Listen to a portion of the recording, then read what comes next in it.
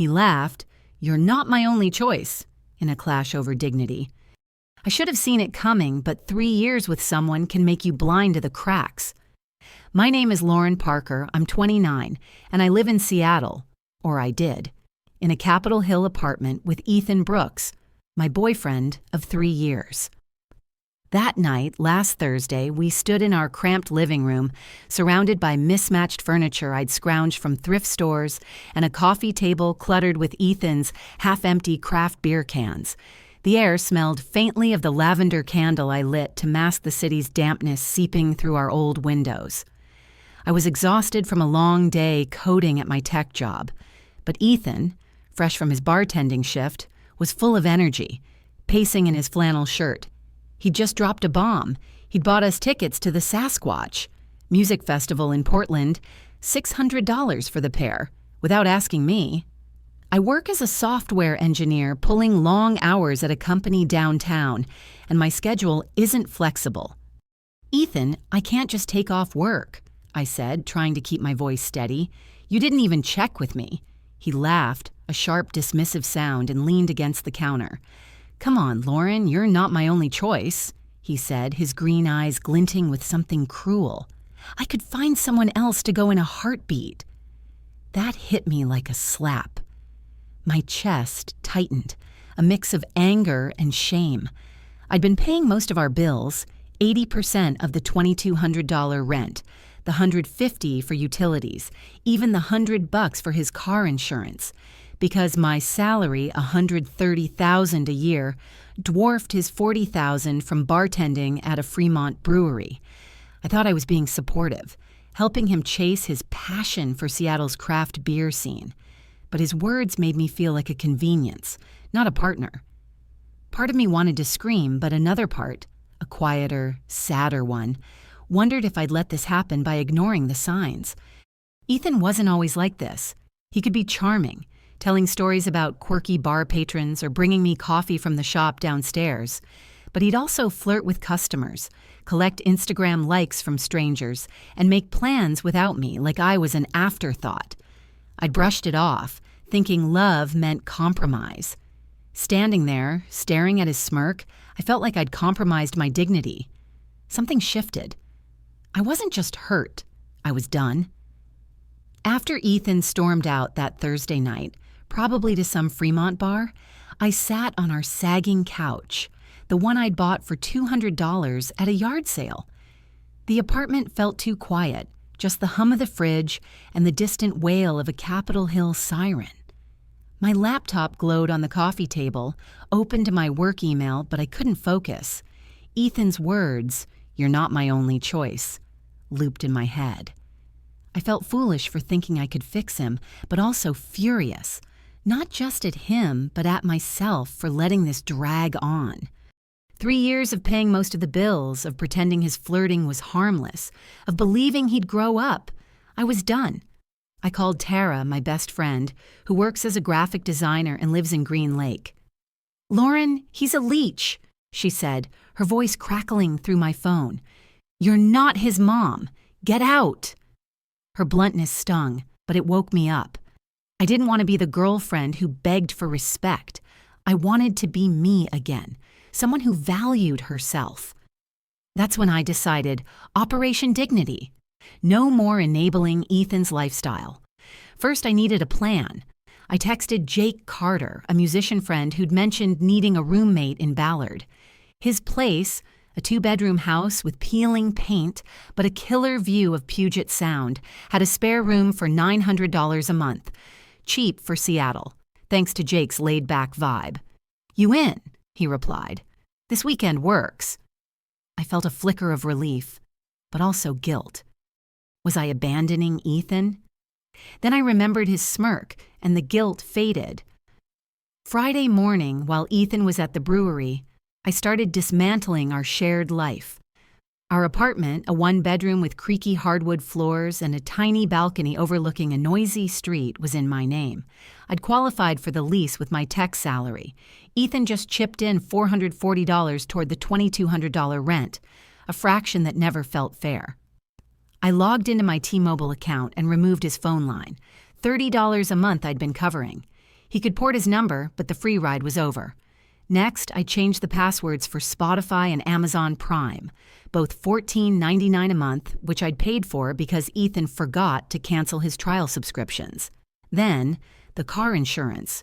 $100 a month for our used Honda Civic, registered in my name since I bought it. I called Geico and dropped his coverage. It felt petty, but also right. Why should I fund someone who laughed at my worth? Packing was harder. I folded my clothes, packed my books, and unplugged the air fryer I'd bought last Black Friday for $80.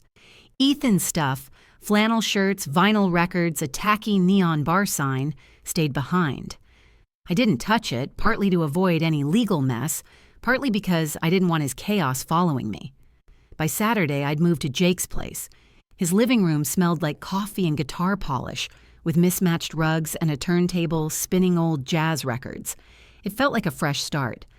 I left a note on the apartment fridge. "You're right, you've got choices. Rent's $2,200, due on the 1st. Good luck." Ethan's reaction came fast. Saturday night, my phone buzzed with a text from an unknown number, probably a brewery coworker's phone. "Lauren, this is a joke, right? My Spotify's gone, my phone's dead. Fix this." I stared at the message, torn between pity and resolve. Ethan wasn't a monster. He was insecure, always chasing validation from bar patrons or Instagram strangers to feel like he mattered in Seattle's cool kid scene. But that didn't excuse treating me like a doormat. I typed back, "Explore those choices, Ethan," and blocked the number. For the first time in years, I felt light, like I'd shed a weight I didn't know I was carrying. But I also wondered, would he figure it out? Or would he just blame me? The next week was surreal. I was settling into Jake's place in Ballard, where the mornings smelled of sea salt from Puget Sound, and his ancient coffee maker gurgled like it was on its last legs. My new room had a slanted ceiling and a window overlooking a cherry blossom tree still bare in early spring. I'd wake up, check my code commits from work, and feel a strange calm, like I'd reclaimed a piece of myself. But I also felt a pang of unease, wondering how Ethan was handling things. Part of me hoped he'd wake up and take responsibility. Another part, the one still stinging from his laugh, didn't care. Ethan's world, it turned out, was crumbling fast. His $40,000 a year bartender salary couldn't cover the $2,200 rent for our old Capitol Hill apartment, let alone the $150 for utilities. He'd always spend his money on things like $30 craft beer flights or limited edition vinyl records, assuming I'd handle the essentials. Now, with me gone, he was drowning. He tried texting his brewery buddies for loans, but they brushed him off. I heard from Tara, who'd run into one of them at a coffee shop, that Ethan had been begging for cash at work, his usual charm replaced by a frantic edge. His Instagram choices, the women who'd slide into his DMs with heart eyes emojis, weren't so helpful either. Apparently, flirty messages don't pay bills. Ethan wasn't just entitled, he was scared. Seattle's a tough city if you're not pulling in tech money, and he'd built his identity on being the cool bartender, the guy everyone wanted to know. My paying the bills let him play that role without worrying about reality. Now, stripped of that safety net, he was flailing, and I almost felt sorry for him. Almost. Then I remembered how he'd made me feel replaceable, and the pity faded. I did something petty, I'll admit. I joined Bumble, not to date, but to see who was out there. Seattle's social scene is small, especially in the brewery crowd, so it wasn't surprising when I matched with two of Ethan's co-workers, Nate and Chloe, who worked the bar with him in Fremont.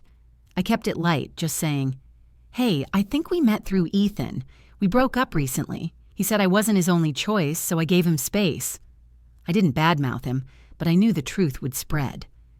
By Monday, Tara told me the brewery crew was whispering about Ethan's big talk and how he'd fumbled a good thing. His friends started pulling away, annoyed that he'd taken me for granted while acting like a player. Then came the Pike Place Market incident. Ethan heard about a brewery pop-up event there, probably hoping I'd show up so he could confront me. I wasn't there. I was at my office downtown, debugging code in a glass-walled conference room with a view of the Space Needle. But Ethan made a scene, yelling about how I'd screwed him over to anyone who'd listen. A tourist recorded it, and the video hit Seattle's Reddit page with the title, "Entitled Bartender Meltdown at Pike Place." I watched it later, cringing as Ethan's voice cracked, his hands flailing in his worn-out flannel. The comments were brutal. This dude thought he could live for free forever? I felt a twisted satisfaction, but also a knot in my stomach. I didn't want him destroyed, just accountable. Was I being too harsh? I pushed the thought away, focusing on the life I was building without his chaos. The days after Ethan's Pike Place meltdown felt like a strange limbo. I was settling into Ballard, where Jake's house had become my sanctuary. The kitchen, with its chipped blue mugs and a fridge covered in band stickers, was where we'd sit, sipping coffee and talking about his latest gig or my work stress. My tech job downtown kept me busy. Long hours debugging code in a sleek office with floor-to-ceiling windows overlooking Elliott Bay. I was thriving, but I couldn't shake a nagging guilt. Had I pushed Ethan too far? Then I'd remember his dismissive laugh, and the guilt would morph into resolve. I wasn't responsible for his choices. Ethan, meanwhile, was spiraling. His brewery friends had iced him out, and his $40,000 salary couldn't cover the $2,200 rent. He'd missed the first payment, and the landlord sent a 3-day pay-or-vacate notice, standard in Washington.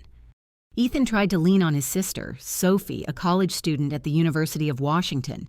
She called me one evening, her voice soft and hesitant. "Lauren, Ethan's a mess. He's sorry. He can't afford the apartment." I stood in my room, staring at a framed photo of me and Tara hiking in the Cascades, and took a deep breath. "Sophie," he laughed at my dignity. "I supported him for 3 years, and he treated me like an option. I'm done." Sophie sighed, then admitted, "He's always been like this, charming until he doesn't get his way. I just hoped he'd change." I felt a twinge of sadness for her, caught in the middle of her brother's mess. Ethan's next move was desperate. He posted on Instagram a vague sob story about toxic exes and betrayal. I didn't respond, but Tara sent me screenshots of his old posts, ones where he'd bragged about living rent-free while I paid the bills. The hypocrisy stung, but it also validated my choice. He even started a GoFundMe titled "Rebuild After Betrayal," asking for $5,000 to start over. He raised $50, all from Sophie, and the comments were scathing. "You lived off your ex and now cry victim? Embarrassing." I felt a flicker of satisfaction, but also discomfort. Ethan wasn't evil. He was stuck in a cycle of needing to be the cool guy to mask his fear of failure. Seattle's pricey, image-obsessed culture fed that insecurity, and I'd enabled it too long. His boldest attempt came when he tried to get into the Capitol Hill apartment.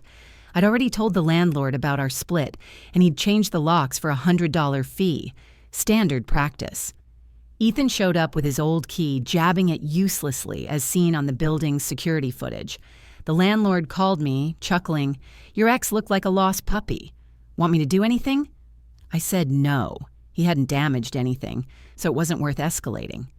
Legally, Ethan had no claim to the place. The lease was mine, and he'd never been on it. Still, I wondered if he was okay, then reminded myself his problems weren't mine anymore. On my end, life was opening up. I'd saved $1,500 a month by not covering Ethan's share of rent, utilities, or insurance. I joined a hiking group in the Cascades for a $50 annual fee, spending weekends trekking trails with views of Mount Rainier. At work, I got a $10,000 raise, pushing my salary to $140,000. My office, with its open-plan desks and free coffee bar, felt like a place I could grow. But I still checked Ethan's Instagram sometimes, half expecting an apology, half dreading more drama. It was hard to let go completely, even when I knew I'd made the right call. 2 months later, life felt like it was finally mine again. I'd settled into Jake's Ballard house, where the living room's mismatched rugs and record player made every evening feel cozy. My mornings started with a bike ride to a nearby coffee shop, Anchorhead, where I'd sip a $5 latte and watch ferries glide across Puget Sound. Work was better than ever. My promotion to senior engineer came with a $10,000 raise, and I loved the buzz of our downtown office, with its communal tables and endless snack bar. I'd even started dating Ryan, a coworker who'd ask about my day and actually listen. But I wasn't perfect. Some nights, I'd lie awake, wondering if I'd been too cold to Ethan. Then I'd recall his words, "You're not my only choice," and the doubt would settle. I'd chosen myself, and that was enough. Ethan's life, meanwhile, had unraveled. He'd missed 2 rent payments, totaling $4,400, and the landlord evicted him. He moved to Tacoma, where rent was cheaper, about $1,200 a month, to crash with a cousin. His brewery job was gone. He'd skipped too many shifts chasing me or begging for loans. Then came the car incident. One night, he keyed my Honda Civic, leaving $500 in scratches along the driver's side. I'd parked it near Jake's place, and a neighbor's security camera caught Ethan's license plate. I filed a police report, and he was ordered to pay $1,000 in restitution, a standard penalty for vandalism in Washington. I didn't gloat, but I felt a quiet justice. Ethan's actions had consequences, and I wasn't his safety net anymore. His social collapse was worse. His GoFundMe, Rebuild After Betrayal, fizzled at $50, and his Instagram rants about toxic exes backfired when old posts surfaced, ones where he'd called me his sugar mama to friends. Seattle's Reddit page tore him apart, and his brewery crew stopped inviting him out. I heard from Tara that Ethan was working at a Tacoma dive bar, barely scraping by. He was still chasing that cool guy image, but it was hollow now. I saw his struggle, not just entitlement, but a deep fear of being ordinary in a city that celebrates flash. I'd once thought I could help him outgrow that fear, but I wasn't his savior. The final moment came at Anchorhead Coffee, 3 months after our fight. I was at a corner table sketching hiking routes for a weekend trip to Mount Rainier when Ethan walked in. He looked rough, his usual flannel swapped for a wrinkled hoodie, a $20 knockoff backpack slung over one shoulder. "Lauren, we need to talk," he said, his voice low but shaky. I froze, my heart racing with old anger and a flicker of pity. "No, we don't," I said, keeping my tone steady. He stepped closer, louder now. "You ruined my life." The barista glanced over and I stood, calm but firm. "You ruined your own life, Ethan. I just stopped paying for it." The barista intervened, asking him to leave. Ethan stormed out, knocking over a stack of paper cups. I exhaled, feeling free, but also heavy, like I'd closed a chapter I hadn't wanted to read. Looking back, I learned something simple, but hard.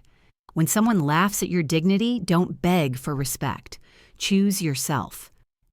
Ethan thought his choices, flirty DMs, bar buddies, made him untouchable.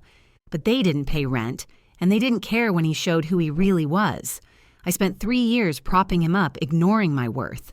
Now, biking through Ballard, hiking the Cascades, building a life I love, I know my best choice was me. Ethan's still out there, probably telling himself he's the victim. But I'm not his story anymore. I'm mine.